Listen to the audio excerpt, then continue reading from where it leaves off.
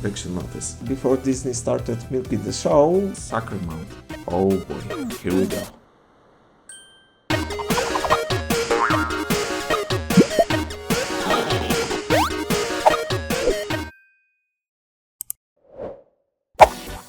Hi! Have you ever wondered why people turn down the radio while parking to see better? Me neither, so let's unbox this thing. So let's take a look at the box. It says Bone Conduction Wireless Speaker Sucker Mount.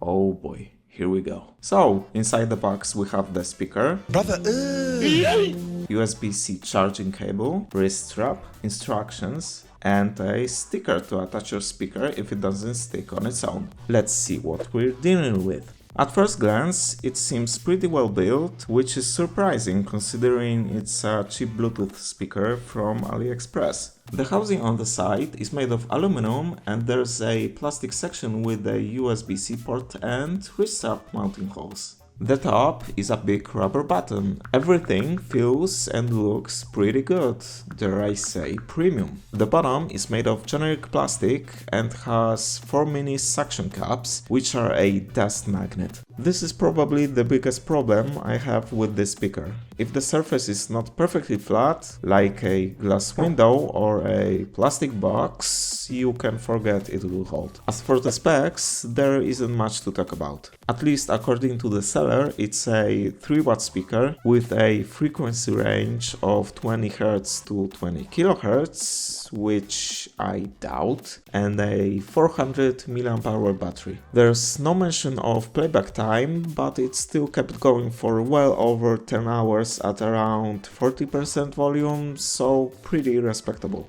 Can't say it will be the same after the battery degrades with more use though. Additionally, I measured 88 to 89 decibels at max volume when attached to a cardboard box. I wouldn't go that high though, the sound gets distorted and pretty cranky. I'd say that around 70% volume still sounds pretty good, so I'd stick with that, but certainly wouldn't go above 80%. As for the size, it's really small, around 4 cm in diameter and 3 cm in height. And here's an off-brand Lego Rocket Raccoon for comparison. I guess you don't have to compensate with size when you have something like this. This beauty is an 80s classic, just look at it. But will it handle the bone conduction beast? Let's find out. The thing is, you won't be able to assess the quality because of my crappy mic and, to be honest, most likely your crappy smartphone speakers. So let's just relax and have some fun, alright?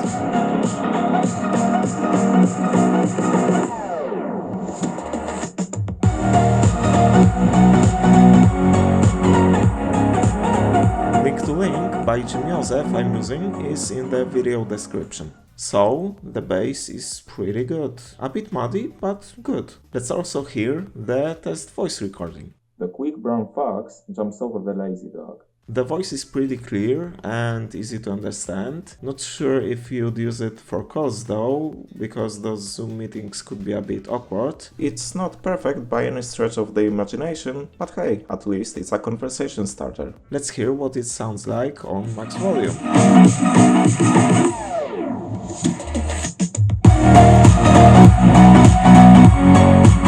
I'm not sure if you can hear that, but to my ears there's some distortion. I've heard worse, but again I wouldn't go above 80%. Now, let's say your second-hand gaming Chromebook has damaged speakers.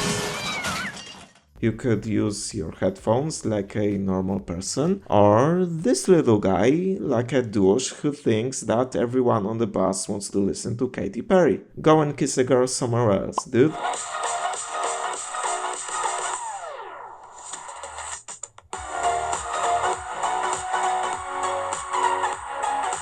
The quick brown fox jumps over the lazy dog. Now let's compare it to the laptop speakers.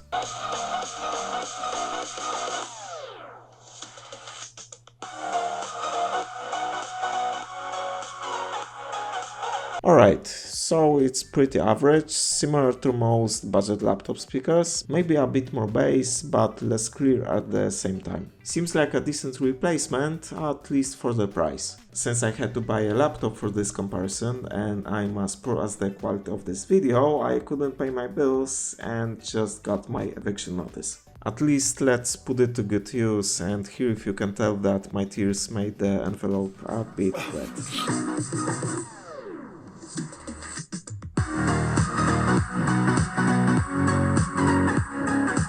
The quick brown fox jumps over the lazy dog. Gotta say, the sound is surprisingly good, the bass is very pleasant and warm, the voice is a bit quiet, but still understandable. Nice. I wonder how such a small thing can be this great. Okay, what else to test? To be honest, I have no idea how to segue into this. It's just a plastic container.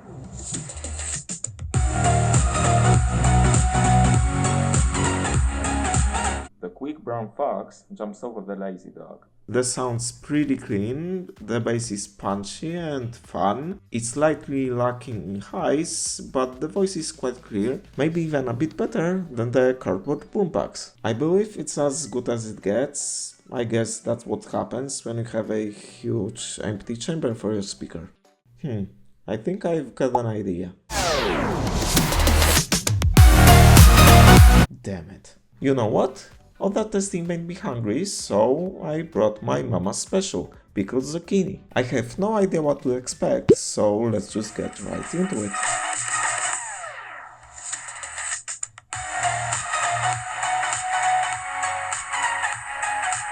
The quick brown fox jumps over the lazy dog. So it's pretty echoey and flat, but you can find some slight bass between the mustard seeds. To be honest, I expected a bit more. I hope it tastes better than it sounds though. Tell me, what's better than a gaming session after a quick snack? Besides spreading hive-minded opinions on the internet, because Reddit karma farmers already have that covered. Since I don't have a physical copy of the best Battlefield, which is Hardline, BF1 will have to do.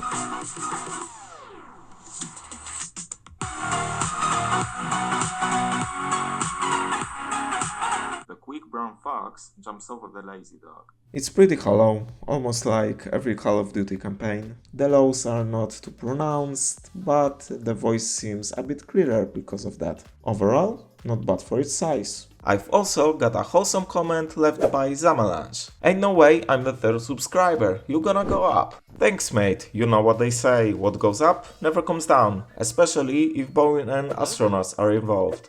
By the way, if you wanna see more weird stuff like this, you can always hit that subscribe button. So, if it's a toy for geeks and nerds, let's pair it with something straight from Comic-Con. I made this Mandalorian Helmet before Disney started milking the show, but at least it still looks as crooked as I remember it.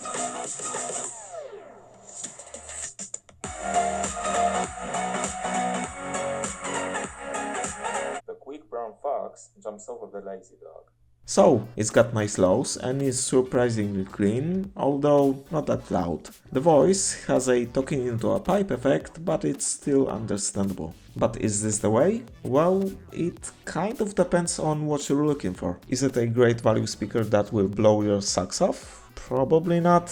Is it a fun toy that is actually interesting and useful? Yeah, I'd say it's perfect. I can see this making for a cool, cheap gift, although I can't guarantee it won't break or explode after rocking to some fat beat. It's only a few bucks. The thing is, it's just a cheap speaker with an additional factor. Just don't crank it to 100% volume and you should be just fine. Overall, it sounds like budget laptop speakers. It all depends on the item you're using. Can't deny though, testing it with some random objects is quite fun. I'll give it a solid sand bucket with 2 shovels out of 10. Tell me what you think in the comments. Would you actually use it or throw it somewhere deep into a drawer, never to see the light of day again? See ya! Off-brand Lego